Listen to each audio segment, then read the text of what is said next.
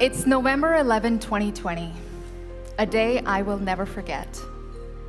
It was the day when I was supposed to hear the first little beautiful heartbeat and get that first ultrasound.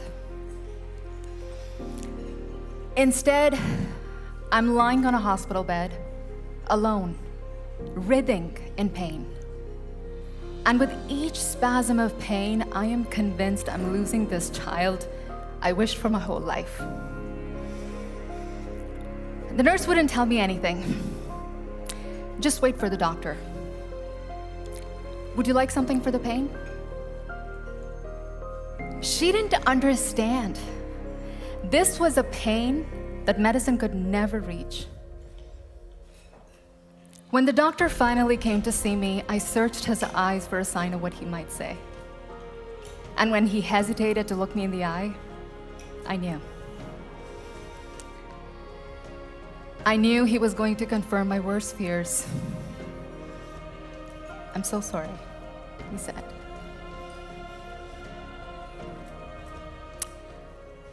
If anyone says you can't miss someone you've never met, they're wrong. My grief was overwhelming, and it far outshadowed the physical pain that I had endured for several hours before. I was so angry at God for taking away the one thing I wanted more than anything else. Why? Why would He take away the gift that He gives me and then just... It's a question most of us ask when we're standing in our own tragic moments. Why? I felt a profound emptiness as I walked out of that emergency room, as if I was walking away from the last memory of my baby. As if I was leaving behind every tangible reminder of the life that I carried inside of me for 3 months. That was the threshold, crossing into the after story of my very brief time as a mom.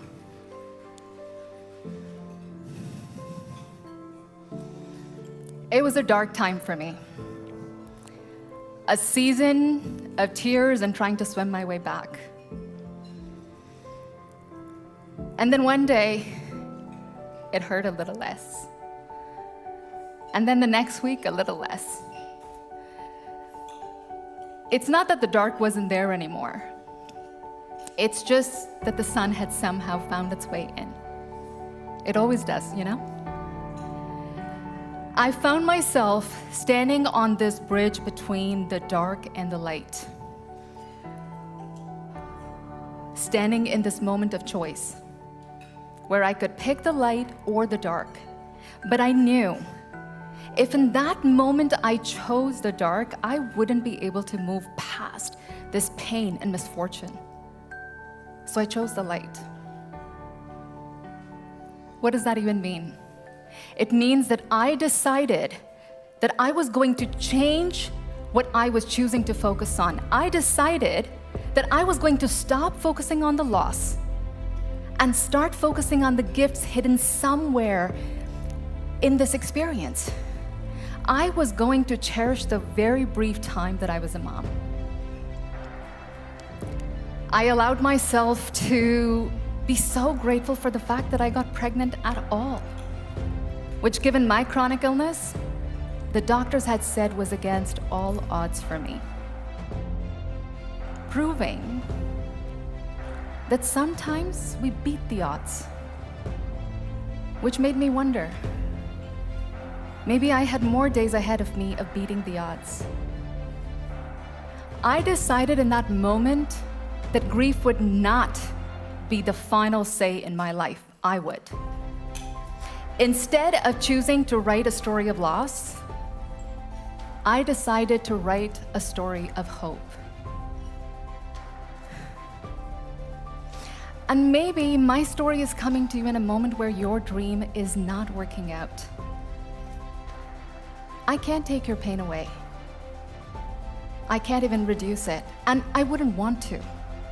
I just want you to know that when it's time, you will find your way back to a choice. And you may not choose the circumstances. what life gives you or takes away from you. But you choose what you'll do from that moment on, the story you write. And I just want you to know that you can let hope have the final say. I was a mother for a moment, and I will forever be grateful for the fact that I got to experience that precious time. I will also forever believe that I have what it takes to beat the odds. And so do you.